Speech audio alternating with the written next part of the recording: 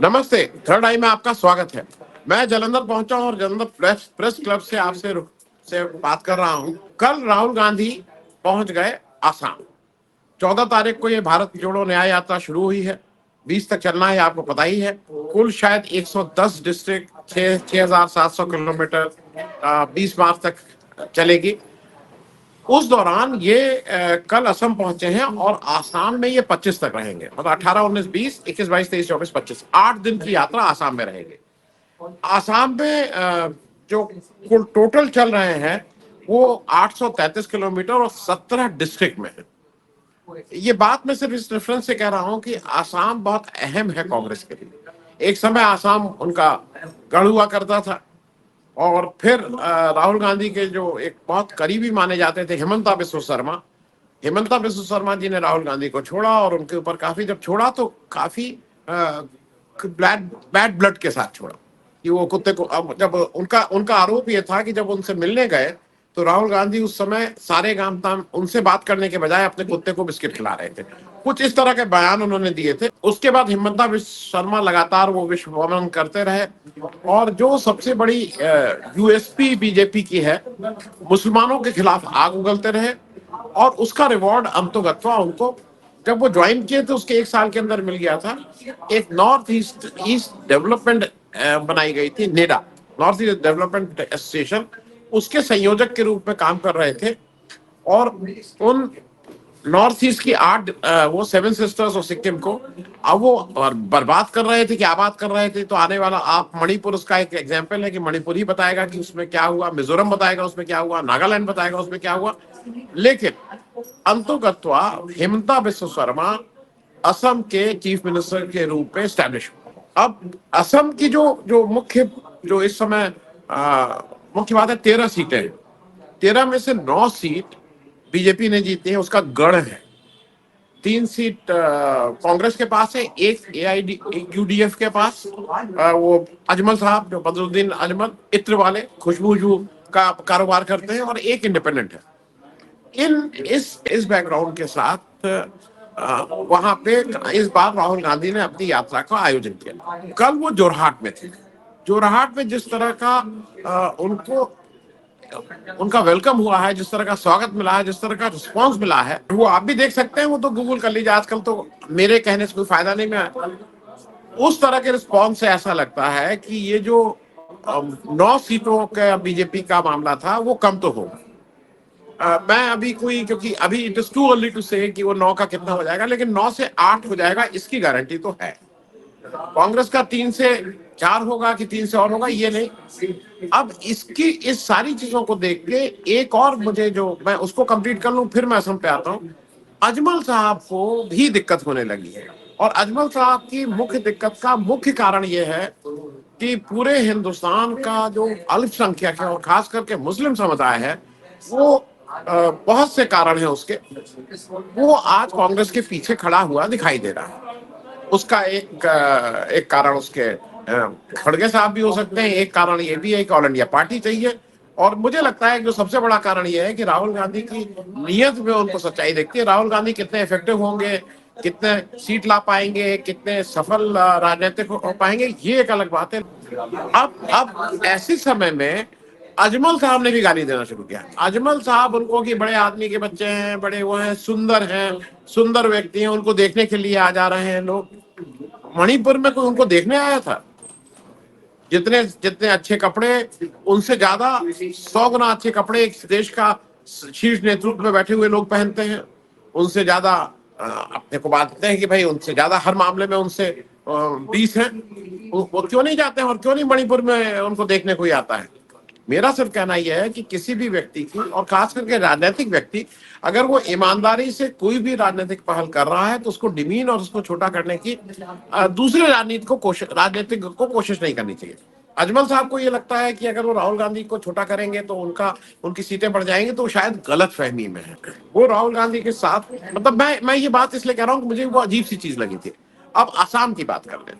आसाम में जोरहाट में जब राहुल गांधी गए तो उन्होंने बिल्कुल स्पष्ट पूछा उन्होंने पूछा नहीं, उन्होंने स्पष्ट रूप से हेमंता बिस्व शर्मा पे आरोप लगाया कि the most corrupt chief minister of the country Himanta Biswa Sarma. ये मैंने इससे पहले ये तेवर राहुल गांधी के नहीं देखे थे, लेकिन वहां पे उन्होंने इस आरोप को लगाया। उसके बाद जो एक दूसरा जो चीज उन्होंने कही और जो इम्पोर्टेंट है, वो उन्होंने नागालैंड के बारे में भी याद दिलाया। इस देश के ज्यादातर लोग नागालैंड की बात नहीं करते हैं।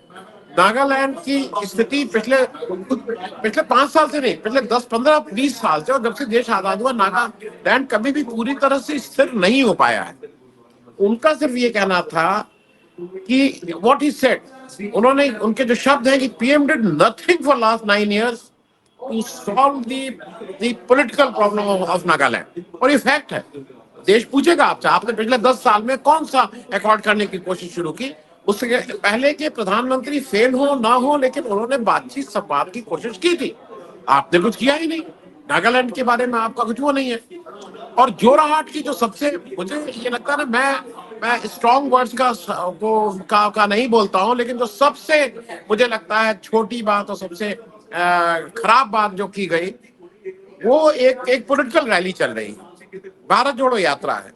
उस भारत जोड़ो यात्रा में बीजेपी का जो स्पेशलाइजेशन है कि हर एक में कैसे पंचर किया जाए, उसमें उनका ये आरोप लगना शुरू हो गया कि भाई वहां पे उन्होंने रूट चेंज किया। हालांकि जो जोरहाट के या असम के जो कांग्रेस के सेकिया हैं, शायद सेकिया साहब जो उसके अध्यक्ष हैं, उनका कहना था कि वो रूट नहीं, वो पतला रूट था, लोग ज्यादा हो गए थे। वो कुछ 100 मीटर भी नहीं, वो 25-50 मीटर का या 100 मीटर के से कम का रूट डेटूर हुआ है। मतलब एक रास्ता ऐसे जा रहा है, वो पतली गली है तो ऐसे कर लिया गया है। उसके लिए एफआईआर हुई है।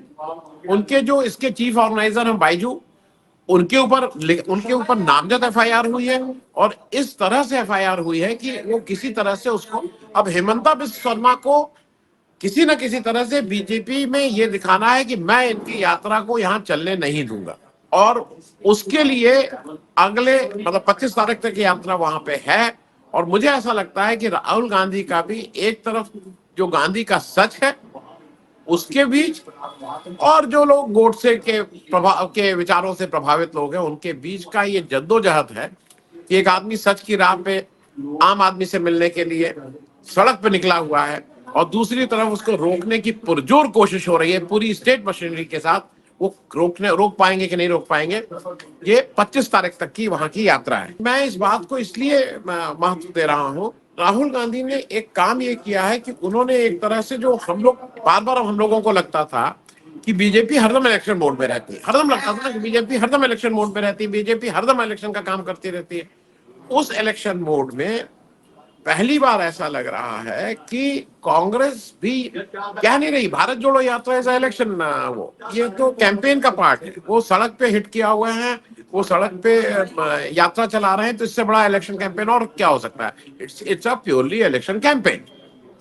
और यहाँ पे बीजेपी को लग रहा है कि ये इवेंट तो हम नहीं कर पा रहे हैं। अच्छा, इस इवेंट का देखिए, हर इवेंट के कुछ कुछ इंग्रेडिएंट्स होते हैं। जो ज्यादातर आप मोदी जी के इवेंट अगर देखेंगे, जो उस इवेंट में पैसे का महत्व होता है। बड़ा गेट, बड़ा वो हेलीकॉप्टर से पुष्प वर्षा, बड़ा म्यूजिक, बड़ी लाइट, बड़ी होर्डिंग, उसमें जो जो ह्यूमन एलिमेंट है वो सबसे कम उसका होता है। मोदी जाके एक भाषण देके निकल जाते हैं। यहाँ पे क्या हो गया, यहाँ पे रिवर्स है। इस भारत जोड़ो यात्रा का जो सबसे बड़ा एलिमेंट है, सबसे बड़ा कंट्रीब्यूशन है, वो ह्यूमन है, वो मानव है। वो राहुल गांधी के एक कमिटमेंट के साथ, सेंसिटिविटी के साथ, संवेदनशीलता के साथ सड़क पे निकल के आम जन से अपने को जोड़ने की कोशिश है। और उस कोशिश को आप किसी भी इवेंट के धूम धड़ाके, लाइट, शोर शराबे से दबा नहीं सकते हो, ये फैक्ट है। और ये जितनी जल्दी इनको समझ में आ जाए उतना अच्छा इनके लिए भी है। तो मुझे ऐसा लगता है कि ये एक टेस्ट केवल राहुल गांधी और नरेंद्र मोदी जी और बीजेपी, कांग्रेस, इंडिया अलायंस का नहीं है। ये एक टेस्ट हिंदुस्तान के आम मतदाता का भी है कि उसको क्या ऐसा इवेंट चाहिए जिससे उसको कुछ मिलने वाला नहीं, जिससे उसको सिर्फ आंख बड़ी करके ये देखने का कि वाह इतनी ऊंची लाइट, इतनी लंबी लाइट, ये देखने का है, या एक ऐसा इवेंट चाहिए जहां पे उसका नेता उसके पास आके उसके दुख दर्द को, हम कह रहे हैं ठीक है वो सॉल्व नहीं हो रहे हैं, पूछ तो रहा है, आप भी जाके क्यों नहीं पूछते हैं? आप, मैं कल जम्मू में था, मोदी जी क्यों नहीं जाके जम्मू में या श्रीनगर में जाके पूछते हैं? जम्मू जाइए, आपको देख के दुख होगा वहां के लोगों के ऊपर। एक बात और कह के बात समाप्त करना इसलिए इसलिए जरूरी है कि अभिमुक्तेश्वरानंद जी जो शंकराचार्य हैं, और मैं प्रैक्टिसिंग हिंदू हूं, मैं हरदम कहता हूं इसको, मैं फिर रिपीट नहीं करूंगा, मैं प्रैक्टिसिंग हिंदू हूं, मैं अपने को इसलिए बोलता हूं रोज पूजा करने वाला हिंदू हूं।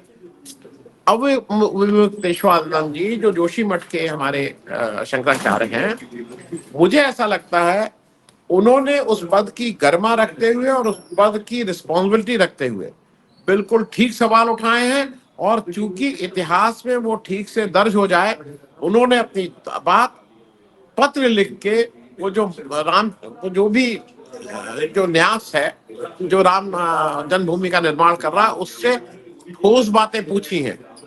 और मुझे ऐसा लगता है कि जिस तरह से हिंदू धर्म की मर्यादा का उल्लंघन बीजेपी के इशारे पे ये सारे लोग नेता कर रहे हैं, वो किसी भी धर्म के लिए बहुत अनुचित है।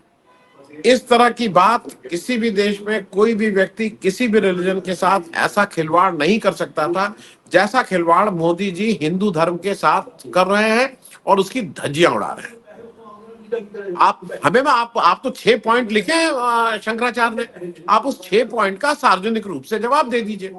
ये मेरे प्रश्न नहीं है, और मेरे लिए मेरे धर्म का सबसे बड़े पद पे बैठा हुआ व्यक्ति शंकराचार्य है, ना कि मोदी साहब आप।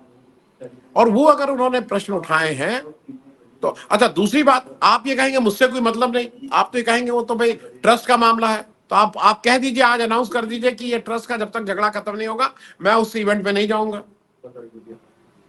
आप अपनी पोजीशन तो स्पष्ट कीजिए ना, ये किसके कहने पे, किसके लिए, किसको अनुग्रहित करने के लिए, किसकी महिमा मंडन करने के लिए 22 तारीख को एक राम जन्मभूमि का वो प्राण प्रतिष्ठा हो रही है?